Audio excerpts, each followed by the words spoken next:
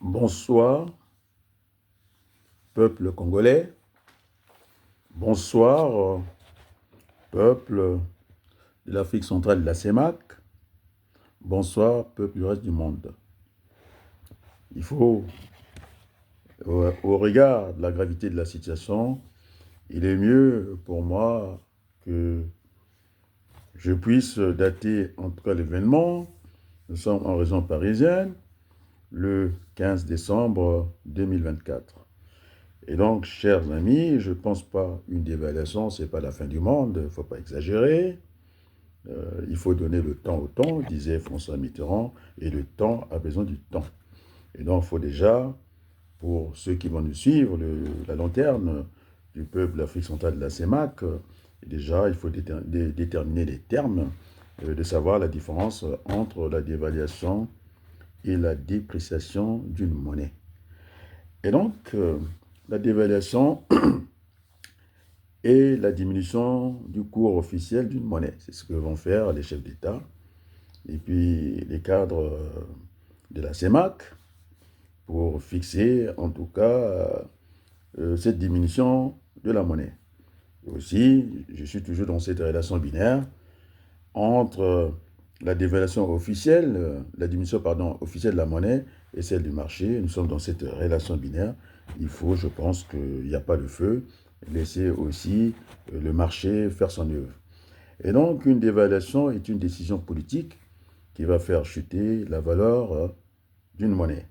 Tandis que pour la dépréciation, c'est simplement la loi de l'offre et de la demande qui influence négativement la valeur de la monnaie sans que l'autorité monétaire ne puisse exercer aucun contrôle sur le sujet. Donc, en tout cas, les gouvernements n'interviennent pas, c'est la loi du marché qui prime.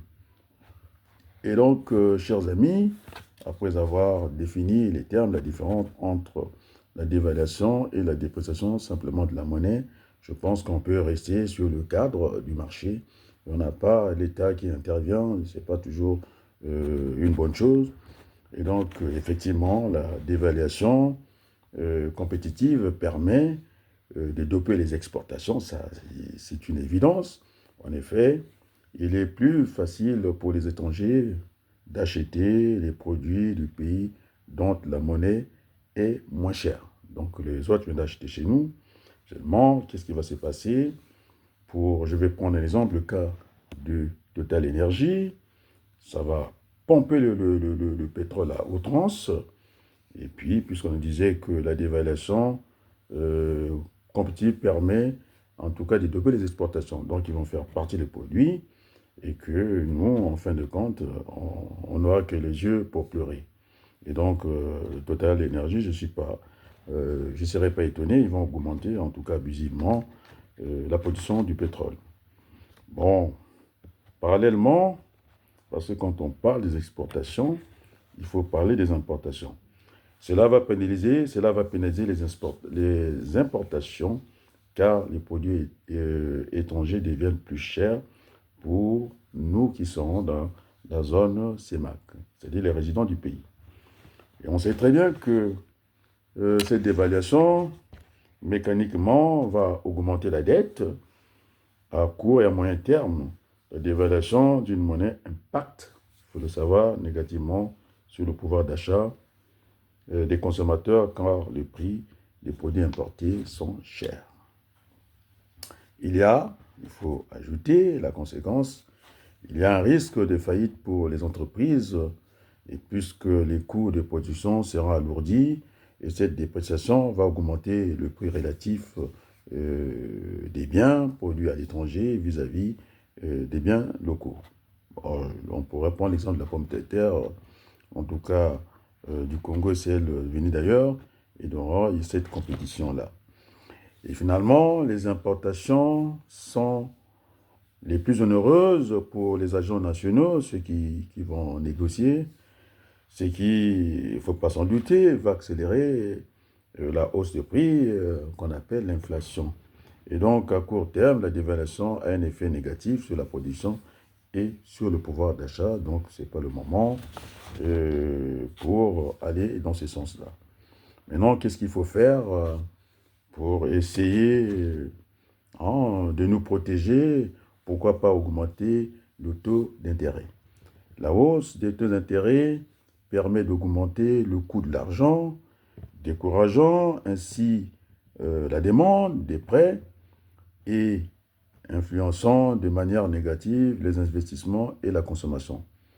Alors, tout le monde sait que quand on augmente les taux d'intérêt en banque, il n'y a pas moyen. Ceux qui veulent acheter la télévision, je pense que c'est très haut et c'est pas bon. Il faut attendre qu'on baisse le coût d'intérêt et pour faciliter en tout cas des prêts. Moi, je n'aurais pas emprunté l'argent à la banque. Et donc, la réduction de la demande entraînera un déclin de l'inflation tendancielle. Et comment se protéger d'une dévaluation? Je pense qu'il faut le dire sans embâche que nous avons la monnaie fixe. Le patron de cette monnaie, c'est quand même la banque, le Trésor public français. Et donc, on a opté pour cette parité fixe. Une parité fixe a un objectif, généralement, de rattacher la monnaie d'un autre pays à, par exemple, la France. Donc, notre monnaie est rattachée à la France. Et donc, il faudrait que la France joue le jeu. Comment se protéger d'une dévaluation? Je pense que la solution peut venir du transfert de la moitié de la masse salariale que nous déposons au Trésor public français pour venir, en tout cas, amortir ce coût de l'argent moins cher dans le pays. Et donc, en attendant que le marché, le retournement du marché, c'est-à-dire une réévaluation du cours de la monnaie. Donc, je pense qu'il faut laisser le marché agir. Et donc, après cet exposé, on va dire, liminaire, il faut qu'on s'explique à la place du monde. Ce n'est pas bien, et ce n'est pas juste, ce n'est pas bien. On va dire des choses comme ça, puisque M. Denis Sassou Nguesso, son voyage gling-gling, pas très longtemps dans le temps, parce qu'il était en visite officielle. On a vu, en tout cas, la garde républicaine.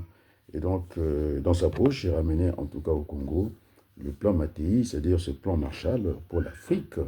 Et donc, on n'est même pas un mois de cela. Et brutalement comme ça, on nous annonce la dévaluation du franc CFA. Alors, donc, ça veut dire que moi, j'aurais souhaité la dévaluation avant et puis qu'on cale mieux ce plan Marshall Mattei et pour l'Afrique. Donc là, on sent très bien que nous n'allons pas rentrer dans les querelles entre la France et l'Italie. Voilà, que la France vient de dévaluer bêtement comme ça à la face du monde. Personne ne sait de réagir. Nous avons des économistes en africains. Ça veut dire que si on suppose que la dévaluation va se faire à 100%, c'est ce qu'il ne faut pas faire. Il faudrait qu'on discute le pourcentage déjà de la dévaluation. On ne peut pas les faire. La dévaluation doit être dans les normes, en tout cas, raisonnables, on va dire gardées. Et comme en France, je me rappelle les dévaluations, en tout cas dès lors, on était dans les 3%, mais la dernière, en Afrique, on avait dit que c'était la monnaie était coupée en deux, pas du tout. C'était une dévaluation à 100% parce qu'on est passé de 50 à 100. Si vous faites la division 50 sur 100, tout de suite, vous avez 2 moins 1 au niveau de la formule, ça fait 100%.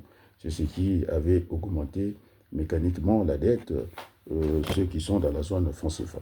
Et donc, nous ne pouvons pas nous permettre ça, l'inflation des entreprises qui vont disparaître comme ça. Et donc, ce plan, en tout cas, cette dévaluation n'est pas à l'ordre du jour. Et donc, je dis à M. Denis Sassou Nguesso, il y a une reprise économique au Gabon, et à quoi, donc, il ne faut pas que les Français viennent mettre ce coup de poignard pour casser cette dynamique. Et donc, il faut laisser le marché à deux façons de régler le problème. Soit le gouvernement se réunit pour faire une dévaluation. Pour le moment, il n'y a aucune urgence. On peut laisser, en tout cas, le marché agir, c'est l'offre et la demande. Et moi, je ne doute pas d'une reprise parce que le plan Mattei est venu avant cette dévaluation, donc ça ne sert à rien. Et les Français, je ne sais pas s'ils sont experts de venir. C'est ça que ça veut dire, venir d'évaluer le plan de relance Marshall maté. Il n'en est pas question. Voilà les arguments que j'ai pu donner à la place du monde. Maintenant, il faudrait que nos gouvernants aussi, qu'on ait l'habitude, très tranquillement, de discuter des vrais problèmes. Alors, mes amis du Congo, ils sont focalisés sur comment une élection, en tout cas présidentielle, et qui n'aura pas lieu, parce que j'ai suivi Mbongo, Mbongo, je crois, c'est lui qui est questeur, en tout cas, de l'Assemblée nationale. Alors, il est venu remettre une couche, parce que j'avais parlé de ce faux recensement que Miressa, en tant que référence éthique, il a voulu. Bon, c'est vrai qu'il est redevable de son passeport diplomatique pour venir faire des soins ici aussi. Permettez que je prenne la minute de silence pour, je pense, notre ami qui vient de nous quitter, ces journalistes, qu'on a laissé, alors qu'il était ayant droit, que Thierry Mongala en tirera en tout cas toute la responsabilité. Parce que, dit-on, moi je n'étais pas au Congo, je suis sorti très longtemps. Ce journaliste qui a fait quand même le bonheur de Congolais. Et j'avais demandé à monsieur, en tout cas, il fallait que son hospitalisation, qu'on l'hospitalise à l'hôpital, on a beaucoup bricolé. Il faut que je retrouve son nom, parce que je ne l'ai pas connu. Il y a longtemps que je suis venu en France. Je pense Papa Noël, je suis en train de chercher son nom. Bon, ça n'a pas d'importance. En tout cas, nous pensons, je pense que c'est Papa Noël, hein, quelque chose comme ça. En tout cas, que son âme repose en paix. Et voilà. Et donc, M. Denis Sassou Nguesso, je pense que on ne peut pas aller dans une élection fermée, puisque 25 millions de caution, vous divisez sur le salaire de référence, le SMIC au Congo, ça nous donne 60 mois divisé par 12 l'année, et donc nous sommes à 5 ans, et ça veut dire que sans manger, déjà, notre frère qui vient de nous quitter, il n'y a pas de soins, tout le monde n'a pas les moyens de vivre au Congo, et donc on ne peut pas aller dans une élection déjà fermée, une élection doit être ouverte, et puis je pense qu'il va falloir répondre tout le recensement, et moi j'ai proposé au pays, la lettre se trouve encore à l'ambassade du Congo, d'aller vers ce partage de pouvoir, 50-50, ça ne veut pas dire partage de poste, je pense Chimbongo, le questeur, il a dit clairement il fallait réduire le train de vie de l'État, il fallait réduire les membres du gouvernement, et tout ça, il faudrait que ce soit autour d'une bonne discussion. Et je l'avais indiqué ici, que ce soit en démocratie, que ce soit en dictature, le dernier mot reviendra toujours au peuple. Voilà, c'est sur ce mot que j'ai envie de terminer. Donc, pas de dévaluation. Donc, il faut laisser cette querelle franco-italienne qui ait lieu peut-être ici. Alors, je n'ai pas vu un seul instant ce dérapage de l'économie française que ça a remis finalement l'euro en cause. On ne parle pas de dévaluation de l'euro. Et donc, je pense qu'il faut en rester là. On ne peut pas être à la place du monde, puisque nous avons opté pour une parité fixe. N'empêche que le pouvoir n'est pas stable et instable. Et donc, soit on revient au standard international et qu'on fonctionne comme les autres. On ne peut pas être à la place du monde et puis fonctionner avec nos propres règles. Je vous dis un grand merci. Ah oui, c'est Charlie, voilà, le nom revient. Que Charlie, nous avons essayé de plaider la situation. Mon très frère Charlie, ainsi va la vie, et puis reposez-vous en paix. Et je crois qu'il faut continuer cette bataille pour un nouveau Congo.